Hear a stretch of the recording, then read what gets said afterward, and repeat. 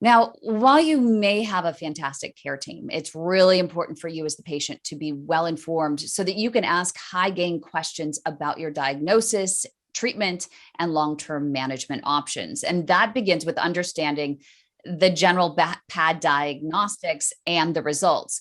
Since many pad warriors get the results in their chart before a consult, the number one question we actually get asked all the time here at the Way to My Heart is, what do these results mean? So Jill Sommerset, who is a registered vascular technologist at Peace Health, Thoracic and Vascular Surgery in the state of Washington, is here. And I asked her because she is at the forefront of new ultrasound techniques that have the potential to save even more lives and limbs. And we'll get to that in a moment. But first, let's start with Jill. Jill, hi. Hi, good morning. Thank you Good so much for morning. having me. Thank you. We would love to start with the ABI test. Talk about the ABI test, ABI versus TBI, all of the above. Excellent. Well, hello, everybody. I am just so pleased to be here. So, Kim, I have a PowerPoint presentation, or we can just do a conversation, whatever you prefer. I like visuals, so go ahead Okay. and pull that up. Okay, excellent. I think the number one thing that everyone really is so excited to hear is how do they read these tests? What do the results really mean? Because a lot of them have to wait between the time they see the results in their chart online in an app, and the time they actually have a consult with a doctor. Sometimes that could be weeks. Yep, all great questions. And I have so much to share. I think one of the limitations with vascular technologists is that we generally have to wait for the physician to give the results. So that's why we're typically quiet and just say that, you have to wait. But I would like to explain the non-invasive diagnostic testing for peripheral arterial disease. And I happen to have a very deep interest and passion for peripheral arterial disease and chronic limb-threatening ischemia. And these feet represent a lot of disease, even though there are just very small wounds. This is the canary in the mine, and so we can't discount what it looks like, because underneath this is a big problem. So why would you have an indication for any arterial testing? Yes, this picture is a no-brainer. There is clear disease here. There's gangrene of the digits, but you may have a decreased pulses or no pulses of the feet with no wound. Sorry, this isn't advancing. There we go. And maybe you have pain in your legs with walking. And so that would lead you to have diagnostic testing. We also use non-invasive testing for any test after you have a procedure. But I just want to break it down and just kind of share with you my side of the perspective of disease. And so we ask a lot of questions in the ultrasound test that can indicate where you might have disease. So if you have pain in your buttock or hip with walking, you likely have maybe some areas of blockage in your belly arteries. And if you have pain in your thigh area, that also could indicate disease up in the belly area. Versus if you have calf pain, that indicates that you would have more of a blockage in your thigh area. So we ask a lot of these questions because we can kind of indicate where the disease might be, even though we're going to do an ultrasound. But a good history, not only by the surgeon or provider, but also by the ultrasound technologist, is also very important. So let's talk about the ABI that's been around for decades, and we all know this test. This is basically when we put a blood pressure cuff around the ankle and around the arm, and we use a Doppler to listen to the arteries at the ankle. And when we hear the artery, or we can see it on a spectrum, we'll increase the pressure using a blood pressure cuff. And when the flow turns off, we can't hear it or see it anymore. And then we release the pressure. When the vessel comes back, that's the pressure. And so we do these tests on both ankles and both arms, and we get this ratio that tells us what the ABI result is. But I also want to say that we evaluate the waveform in your blood vessels, because this waveform that we can see tells us a lot. During your test, if you hear a sharp, really crisp noise, that's typically normal, versus if it's a very low continuous sound, that is very abnormal. So as the vascular tech, we're watching all of these things during your test. However, ABIs has a limitation, and we know this. If you have diabetes or renal failure disease, you have a buildup of calcium in your vessels, and that makes this test false, because oftentimes your ABI, which is a ratio of the ankle pressure to your arm pressure, will be elevated. So if you get your results back and your ABI number here is 1.3 or greater, that is unreliable. And this is probably what Kim's alluding to, is we want to know what this information means. If your result of an ABI is greater than 1.3, be an advocate for yourself, and you deserve an arterial duplex ultrasound. That is the next test after an ABI. Okay?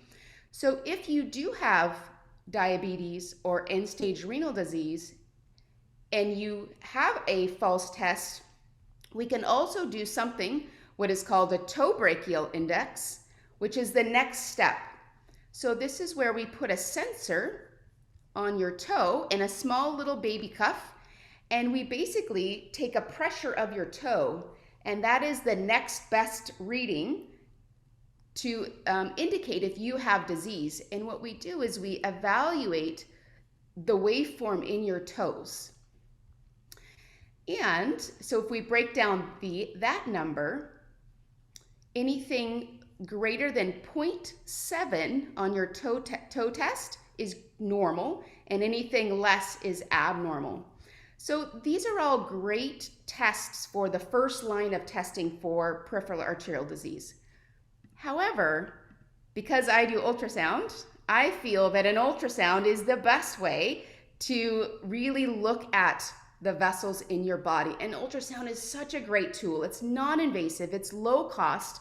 We do a very good job. We have to evaluate all of these blood vessels in your body. So it's a long test. You'll be laying on the bed for an hour. But when we look at the vessel, our job is to basically see what the information we take from the ultrasound and put it in a drawing or a report for your doctor to make a plan if they're going to have an intervention or not. So it means there's a long blockage in this person's thigh area, and also blockage behind the knee and in the calf. So there's a lot of disease going on here. But we also use ultrasound to monitor if any of you have a bypass graft. You can see the blocked artery here with the surgical bypass going around it, and we want to do surveillance and keep an eye on that bypass. And as you'll note here, all of the testing should come with ABIs or a TBI if it's done. And so these are comprehensive tests that should be with your surveillance routine.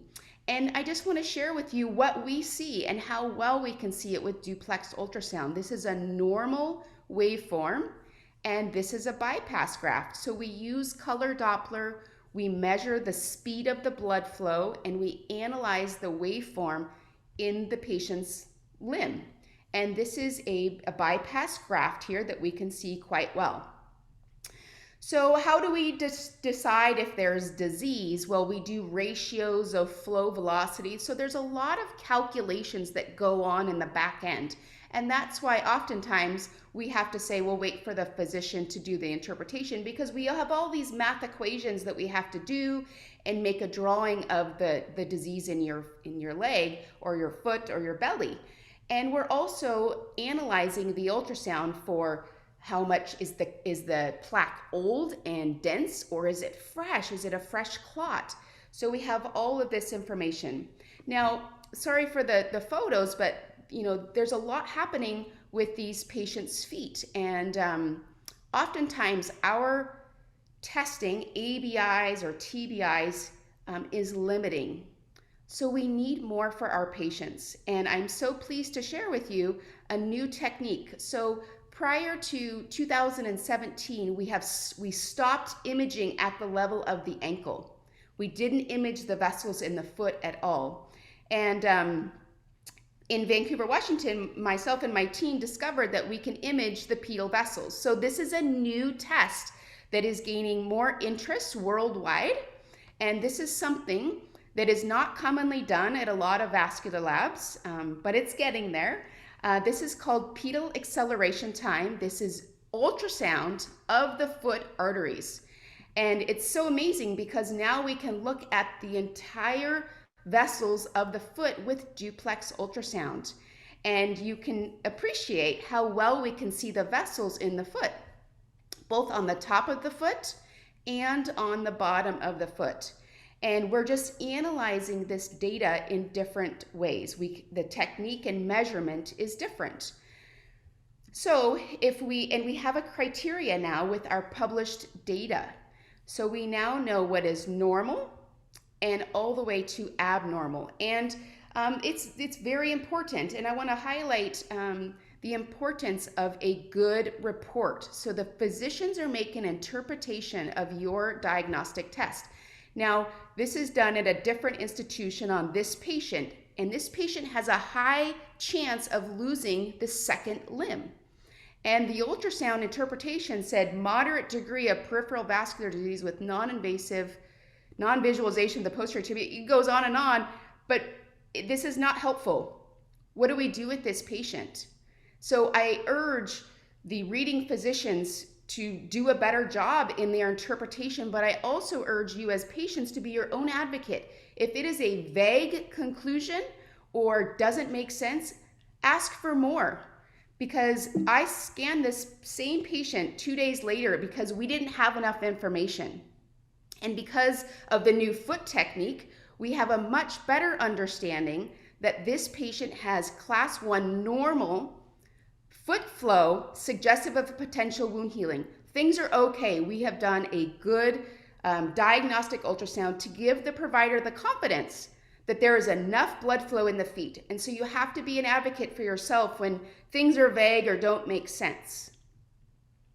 So Kim asked me to talk about when do doctors typically treat with walking versus surgical options. And so in our practice, if you've got a wound and vascular disease, they will talk about surgical options, or no wound and you've stopped smoking and you failed a walking program and your leg pain is lifestyle limiting, then they'll probably have the discussion. But oftentimes, if there's no wound and there's maybe mild disease, they'll put you on a walking program. And it's very important to understand that our bodies can create these new collateral pathways. And this is a patient story that I want to share. So this is a very young gentleman, 39 years old, 2-pack per day smoker. And he kicked his baby toe here on a coffee table. And he is non-diabetic, and this wound would not heal. And he actually went for an ABI, and the ABI said 0.5, which is abnormal, and the other leg was normal. So something's clearly wrong. So I did his ultrasound and found that he had minimal flow to his foot, which is very odd for a 39-year-old. And it turns out, after his angiogram, he had anatomical variations. He did not have 2 of his vessels, and the one that he had left was blocked because of his smoking. And unfortunately, we couldn't open up that vessel, but you can see all of this collateral flow around these vessels, but it just wasn't enough to heal his foot. So I did an extensive mapping of all of his pedal arteries. We encouraged smoking cessation, but because he had this wound, he was in imminent danger of losing his limb at 39. So he went on for a comprehensive tibial bypass to his foot. Unfortunately, he wore a walking boot, like a work boot, and he occluded his bypass graft, which is devastating. So at this point, he said, you have to stop smoking. We put him on a very tight walking regimen and saw him 6 months later, and look what his ultrasound showed. All of these beautiful collateral vessels with normal foot perfusion and an absolutely healed toe, all based on the new collateral flow that he had developed with his walking program, and he is completely smoking free and doing really, really well. So the walking program is so important in building new vessels. And I just want to give one last slide here to say shoes matter, because under this homemade shoe is almost a devastating foot here that he could lose his foot, and versus proper shoes that are fitted for underneath these shoes are these 2 feet. So I can't say enough about proper shoe wear and taking care of your feet. So thank you so much, Kim, and everyone, for having me here today. Yeah, no, we really appreciate it. And if anyone has some questions for Jill, go ahead and unmute yourself and just chime right in, because you know me, I can keep talking. So you just got to jump in and ask questions, because I mean, this is where you spend most of your time, is in the diagnostics. How often do you actually perform, not just arterial, but also venous ultrasound as well? Oh yeah, quite often, and it's we do carotids, but yes, with venous wounds, we're doing venous reflux studies to show if the valves in your veins don't work. So yes, we're a comprehensive vascular lab looking at all of the beds in the body. And, when it comes to either the venous or the arterial ultrasound, are there any questions that a pad warrior should ask their doctor or request to make sure that it is the right facility for them? Because, for example, when it comes to veins, so many facilities don't perform even part of the test standing up, and that's critical for many, many patients to get an accurate diagnosis. So what are those questions? Are there some criteria that they should have? Can you arm us with some questions and criteria to determine if it's the right facility for them? Well, before I answer that question, I just wanted to say that if you have a venous wound and you're diabetic, we want to make sure, because they're going to put you in compression stocking with a venous wound, and you want to make sure that you don't have underlying peripheral arterial disease that would be bad if you used compression. So we want to make sure your arteries are open enough to handle that compression. So Kim, I always think those 2 studies should go in tandem: the venous reflux study and an ABI or an arterial study to say that both systems have been looked at. As far as the right facility, you can take a look into where you're having your diagnostic ultrasound.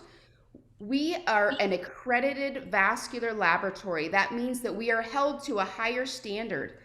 So we are accredited by a society called the IAC, which is a national body. So you can ask if the diagnostic testing facility is an accredited vascular lab, and that will help you because they are then equipped and held to a higher standard to perform a high level study.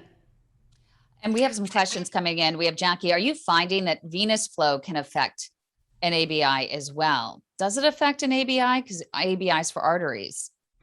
Correct. Not necessarily, but sometimes if you have a lot of swelling in your legs, that can make it a little bit harder to get on the arterial waveform.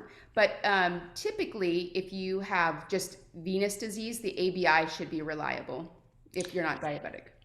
And Tabitha wants to know, what is the difference between monophasic, biphasic, and triphasic flow? Such a good question, Tabitha. So biphasic, triphasic is indicative or suggestive of minimal to no disease. But monophasic or monophasic continuous is significant, and that is an abnormal waveform. I'm going to put you on the spot here. I want to see how well you can actually do the sounds. Yes. So monophasic continuous sounds like zzz, and then a triphasic is more of a it's more of a sharp, crisp sound. And what about biphasic? It's more of a triphasic would be so 3 up down up, and then biphasic is a 2 sound, and then a monophasic continuous is a z or a z, z. So think about Perfect. it like in the And Donna wants to ask, what if a TBI is at 0.33? Are you a toe stub away from amputation? And can you increase it with walking? Yes, so 0.33 is definitely a problem, and you are at risk for more problems. You can increase that by putting yourself on a walking program and building those collaterals to get down to the small vessels. Fantastic. Jill, we really appreciate you. If anyone else has any more questions, are you going to stick around for just a few more minutes just in case they want to put them in the chat? Yes, you bet. Thank Yes, you and I so just much. want to say, Kim, you are amazing. You are such an advocate for all of you, and I just am so excited that you guys take time to really be here and listen. There's so much incredible information, and really being an advocate for yourself is truly amazing. So thank you for the opportunity to be here.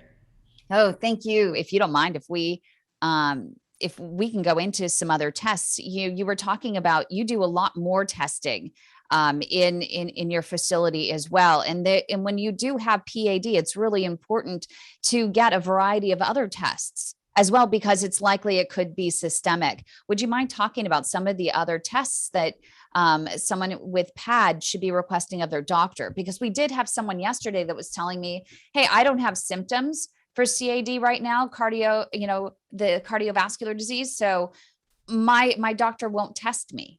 And I think that that's actually ridiculous, and that patients should find someone that is more proactive, especially if you already have PAD. Yeah, no, it's a fantastic question, because if you have peripheral arterial disease, chances that you may have carotid disease or an aneurysm are maybe higher. So Medicare, I think if you're over 65, Medicare does a one-time screening for a abdominal aortic aneurysm. So I would ask your physician about that. If you could just, it's a short test. It looks at the an aneurysm in your belly, and that's basically the wall deteriorating, and that is a silent killer. We have to be more aware of having that test. It's a simple screening. So I would advocate for yourself to have an aortic aneurysm screening test. And then when you see your physician, they should listen with a stethoscope to your heart, to your carotid arteries. When they listen over your neck here, we can hear something called a bruit. And if you have a narrowing or a constricting in these arteries, they will hear this, and that is indicative of a narrowing. And you should be referred to have a carotid duplex ultrasound, a simple, non-invasive test to look at the narrowing in your carotid arteries that could potentially cause a stroke. So, these are very nice screening tests that are non-invasive and low cost that can really be helpful. Now, let's go back to peripheral arterial disease. If we suspect that you may have disease in your aorta or your iliac arteries, which is in your belly, sometimes ultrasound can be limiting, because ultrasound doesn't see through bowel gas very well. And you may have to go on for a CT or CAT scan of that area. And that is, that just happens because ultrasound will be limiting. But the great thing about ultrasound is we can look at the artery in your groin and indirectly say, oh, there's a problem up in the belly. And now you are going on to the next test, which would be a CAT scan, to help answer the question of what the disease pattern is like in the belly. Jill, I really appreciate you so much. Yeah, Thank you.